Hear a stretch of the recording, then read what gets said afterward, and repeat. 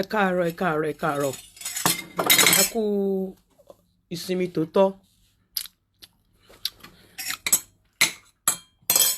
Mo mọ̀ káwọn tó bá mọ Olúyinká TNT, wọ́n á mọ̀ pé nǹkan tí mo fi bẹ̀rẹ̀ yẹn, mo ní reason tí mo fi bẹ̀rẹ̀. Ẹ tún máa gbọ́ o.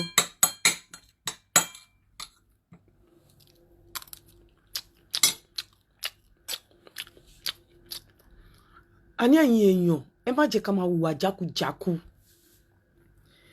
Ìwà burúkú, ìwà tí ò tọ́ nígboro. Mo ti sọ wípé apart from wípé à ń ṣe ọ̀rọ̀ okó àti òbò láti tú ilé ṣe, a tún máa ṣe àwọn educative shows díẹ̀díẹ̀ láti correct àwọn ọmọ wa. Àwa tá bá bí ọmọ obìnrin, àwa tá bá bí ọmọ ọkùnrin, ó ṣe pàtàkì. Àwọn nǹkan kéékèèké tí ó máa ń tó lè máa fa wàhálà àbí tó máa fi wá wọ̀n síta bíi pé irú training wo leléyìí ní, ẹni tó kọ́ ọmọ yìí ò kọ́ dáadáa, irú training wo la irú ẹ̀kọ́ wo náà fi kọ́ ọmọ. Kódà mo ti rí lórí social media àgbàlagbà gan ṣe ká máa jẹun kẹ́nu wa máa dún, àbí ká máa jẹun kí àwo ta fi ń jẹun kó máa dún báyìí. Ìwà burúkú gbáà ni tí ò dáa. Ìwà burúkú tí ò dáa fún àwọn ọmọ wa, fún àwa òbí. Wọ́n ní òwú ìyá gbọ̀n lọmọ ń ran. Nǹkan tí àwọn ọmọ bá rí lọ́wọ́ wa, ìwà yẹn náà máa wù níta. And tí n bá rí, mi ò kí ń sọ, tẹ́ bá ti invite mi lọ síta, èmi máa kọ̀ rọra jókòó, máa wò ni. Àmọ́ gbogbo nǹkan tó ń ṣẹlẹ̀ báyìí, àwọn nǹkan tí máa fi kọ́ ẹ̀kọ́, mò ń kọ́ ẹ̀kọ́ lẹ́niwẹ̀ tí ń bá lọ ni. Èwo ni kí obìnrin àbọ́kùnrin máa jẹun kẹ́nu ẹ máa dún, then kí àwo tó fi ń jẹun kó máa dún pọ́ngọrán pọ́ngọrán, kò ń ṣèwà tó dáa, especially fóbìnrin. Then ẹ̀yin obìnrin àti ẹ̀yin ìyá wa, ọjọ́ yín á dalẹ̀, àtẹ̀yin bàbá wa, ẹ jẹ́ ká máa fi bọ́n ṣe ń jókòó kọ́ àwọn ọmọ wa, especially àwa ọmọ obìnrin. And àwa òbí, what you don't have, you don't give. You only give what you have. Àwọn ọ̀pọ̀lọpọ̀ obìnrin tó jẹ́ ìyàwó ilé, tó jẹ́ ìyálé ilé gan, kò mọ bọ́n ṣe ń jókòó. If tó bá wọ ṣòkòtò, mo ti sọ kíní yìí rí, bẹ́ẹ̀ nítorí pé mo tún rí ló tún mú mi mú wá. If tó bá wọ ṣòkòtò, mo rí pé tí ń lọ nítorí kò ṣọ̀rọ̀ okó àtòbò, ṣùgbọ́n ó ṣe pàtàkì. If tó bá wọ ṣòkòtò, ó ní láti pa ẹsẹ̀ níbi tí ojú òbò ẹ wà, ó ní láti pa mọ́. Nítorí àwọn ọkùnrin míì bàjẹ́ débi wípé bó bá ṣe jókòó báyìí, wọ́n ń wo sẹ́ńtà òbò ẹ, wọ́n ti fi orí imagine sẹ́ńtà òbò ẹ pẹ̀lú ẹsẹ̀ tó làálẹ̀. So tó bá wọ ṣòkòtò, ó ní láti pa ẹsẹ̀ ẹ mọ́ as obìnrin, let alone pé kó tún wá wọ gown, ó wá wọ dress, ó wá ṣí ẹsẹ̀ lẹ̀, wọ́n rí gbogbo àárín ìtàn ẹ̀, kó ti gbà tó má rí pátá ẹ̀ kan tó imagine òbò ẹ̀. Ẹ jẹ́ ká máa fi kọ́ àwọn ọmọ wa, àwọn parent tá a ní, ẹ jẹ́ ká cultivate habit láti lè jókòó dáadáa láwùjọ. Ẹ jẹ́ ká cultivate habit láti lè jókòó dáadáa láwùjọ. Then ìyẹn number 2. Number 3, ẹ̀yin ọkùnrin, mo ti sọ kíní yìí rí, mo tún ti máa tún sọ nísìnyí. Àníjọ́ tó bá tún ti ṣẹlẹ̀, especially to me, mo máa disgrace ọ̀pọ̀lọpọ̀ ọkùnrin. A ní kẹ́yẹ́ máa fi ọwọ́ tẹ ara tẹ́ ẹ bá ń bá obìnrin sọ̀rọ̀ mọ́, kó ń ṣe nǹkan tó dáa. Ẹyẹ máa fi ọwọ́ tẹ ara obìnrin tẹ́ bá ń bá obìnrin sọ̀rọ̀. Ẹyẹ máa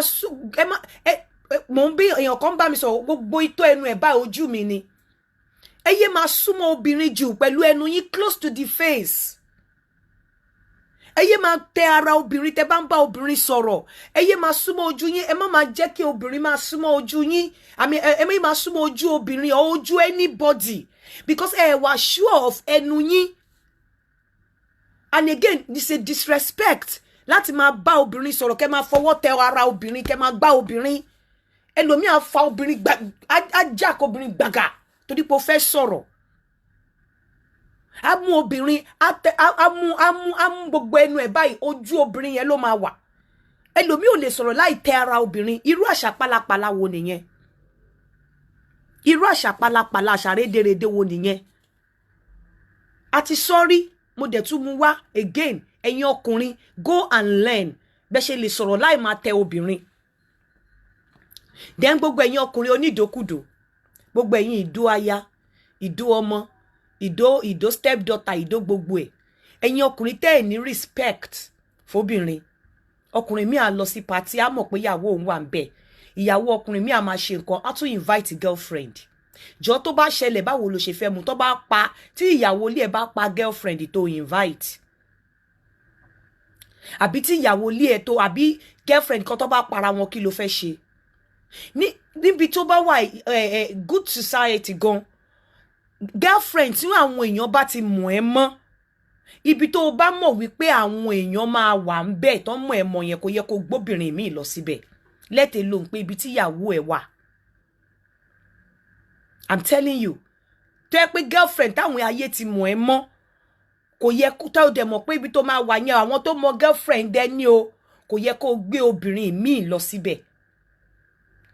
kámbélé tó ọkùnrin míì useless débi wípé girlfriend méjì lè wà láàrin party kan pẹ̀lú fún ọkùnrin míì useless débi wípé ibi tó wà tíyàwó ẹ̀ wà girlfriend míì máa wà mẹ́ girlfriend míì dé useless débi wípé ó mọ̀ pé ìyàwó ilé ọkùnrin yẹn wà ń bẹ̀ bọ́ bá tiẹ̀ fi irú ẹ̀ lọ ẹ̀ ṣó yẹ kó lọ ṣó yẹ kó lọ òkè wọ́n fi irú ẹ̀ lọ ẹ̀ ó dẹ̀ mọ̀ pé ìyàwó ó ṣe fi irú ẹ̀ sípò pé màkànmákan ni pàṣọ tá a fi nà ìyálé tí wọ́n bá ṣe bẹ́ẹ̀ fún obìnrin ẹgbẹ́ ẹ̀ nígbà tí wọ́n náà bá wà nílé ọkọ tó fẹ́ ní fọkànbalẹ̀ obìnrin ò ní réyàn fi ẹ́ lọ́kànbalẹ̀ nítorí o ṣe fẹ́ lómi ìwọ náà gbà á a mọ̀ pé ọkùnrin mi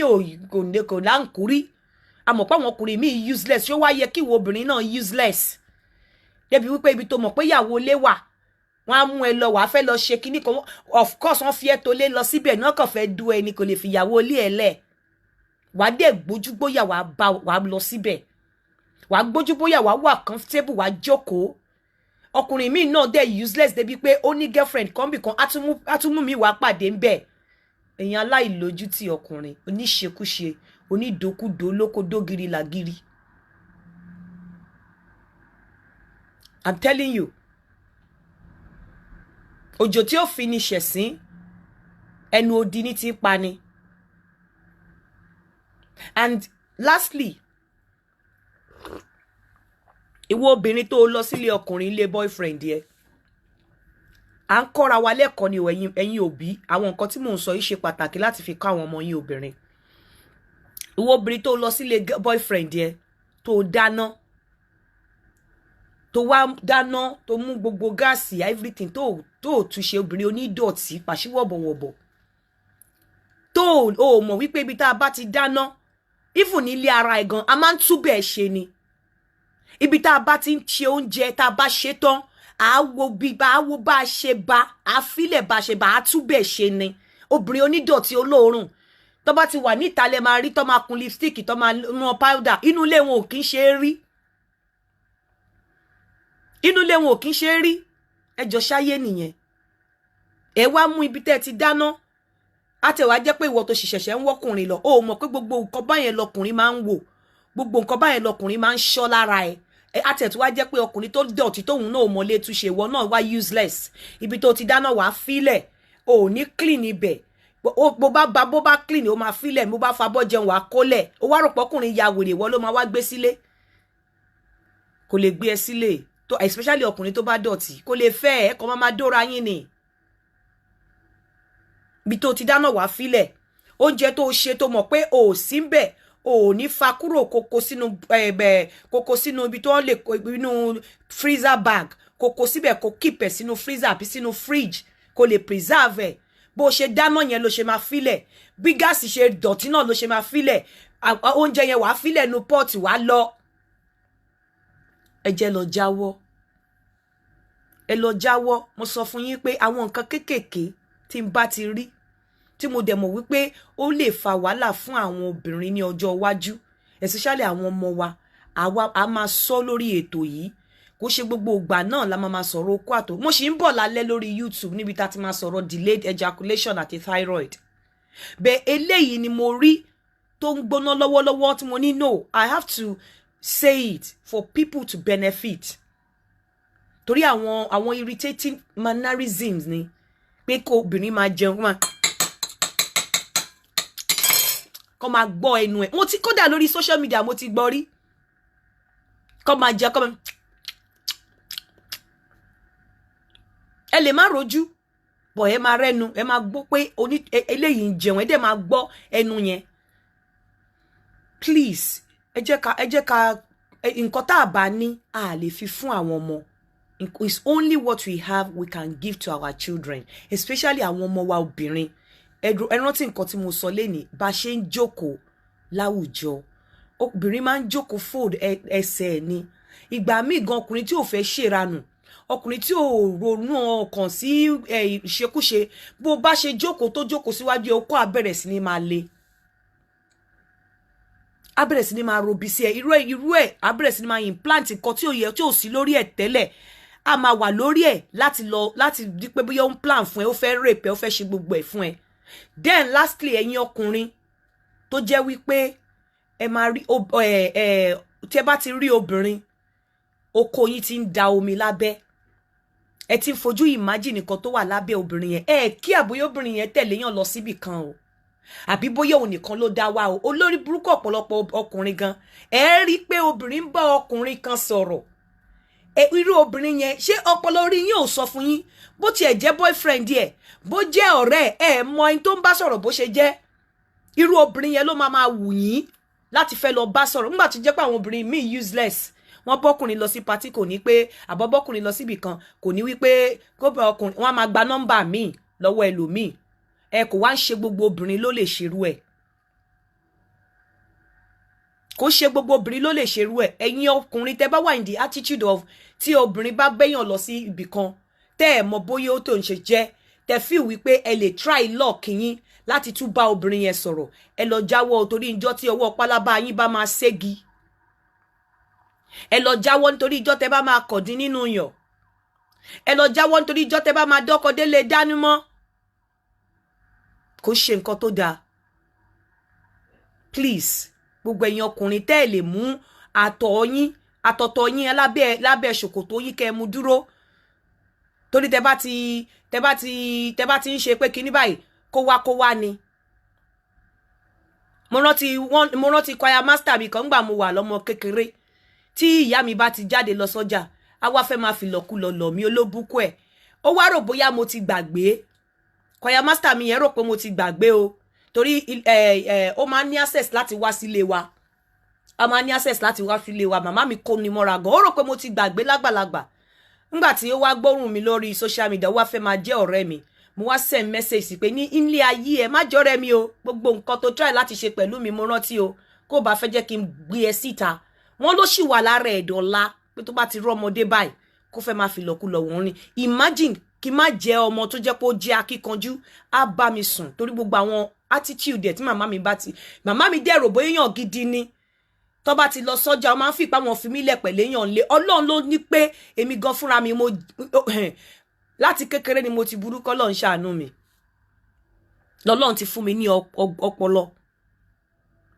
nísìnyí ó rò bóyá mi ò rántí gbogbo àwọn moves tóun ṣe tóun try láti ṣe nígbà yẹn ó so useless choir master dẹ̀ ni ó useless so please ẹ̀yin èèyàn we have to láti ní discipline àwọn ọkùnrin míì kò sí nǹkan tí wọn ò lè dó wọn á dó ọmọ ọ̀dọ̀ wọn á dó ọ̀rẹ́ ìyàwó wọn ló máa ń wù wọn àti dó ọ̀rẹ́ ìyàwó wọn mi ò ní kọ́kùnrin má ṣèranù mi ò ní kọ́kùnrin má ní girlfriend but respect your woman gbogbo ọ̀rẹ́ ìyàwó ẹ ọmọ ọ̀dọ̀ tí ìyàwó ẹ ní gbogbo family ìyàwó ẹ should not be kò yẹ kó wà ní list ẹni tó fẹ́ dó mi ní sọ pé kọkùnrin no but ẹ try láti control ara yín pé kí enjoyment ìṣẹ́jú márùn-ún kó má fún yín ní dọ̀tí because obìnrin tó bá ṣerú ẹ̀ sí kò lè gbàgbé láyéláyé kó máa fi oyin ìyẹ́ báyìí kọ́ oyin sí obìnrin yẹn lẹ́nu obìnrin yẹn ò lè gbàgbé o tó máa fi kú kò lè gbàgbé pé ó ti ẹ̀ kọnu sí ọ̀rẹ́ òun dèpò pé fámílì òun àbí ẹ̀jẹ̀ òun kò lè gbàgbé láyéláyé ìyẹn gbọ́ títà ó jókòó ẹ̀yin obìnrin ẹ jẹ́ ká sọ yẹn ní Monday torí ìyẹn long story nìyẹn obìnrin tí ó fi ọmọ ẹ̀ lẹ̀ sí ọ̀dọ̀ grandma tó travel out ọmọ tó fi sọ́dọ̀ grandma tí grandma gbà bóyá ìgbà tọ́mọ yẹn ò rí ìtọ́jú tí grandma gbà lọ́wọ́ ẹ̀ from age 5 ọmọ yẹn wá pé 13 years ó wá fi pé the next thing to do ni pé kó mú ọmọ yẹn kúrò lọ́dọ̀ grandma níbo náà ti ń ṣerú ẹ̀ níbo náà ti ń ṣerú ẹ̀ ọmọ tó mú sọ́dọ̀ grandma nígbà tí ò tí lè bomi tí ò tí lè mú grandma fún nǹkankan fún grandma tó wá di ìgbà tí grandma ti lè jẹun ìgbà tí ó ti lè bu ṣe tíì fún grandma fún bá grandma bomi tó wá ní grandma ò tọ́jú ẹ̀ dáadáa mọ́ ò fẹ́ gbà ṣé ò fẹ́ pa ọmọ yẹn báyìí ṣé ò fẹ́ bá yí ọmọ yẹn jẹ́ ìwọ obìnrin a máa sọ yẹn ní inú week tá a máa bọ́ sí i ó wà very very important meanwhile eléyìí ni mo mú wá fún yín láàárọ̀ yìí ẹ jọ̀ọ́ nítorí Ọlọ́run ẹ jẹ́ ká lọ ṣàtúnṣe ẹ jẹ́ ká lọ ṣàtúnṣe ẹ jẹ́ ká lọ ṣàtúnṣe ẹ jẹ́ ká kọ́ àwọn ọmọ wa Ọlọ́run á bá wa kọ́ wọn ẹ pàdé mi lórí YouTube lálẹ́ níbi tá a ti máa sọ̀rọ̀ thyroid àti delayed ejaculation mo dẹ̀ ni mo máa gbé toy òbò wá láti sọ àwọn ibi point tó wà tó ṣe pàtàkì àti point tá ní láti fọ̀ dáadáa tá bá ń fọ òbò wa títí dìgbà náà ó dàbọ̀ ire o.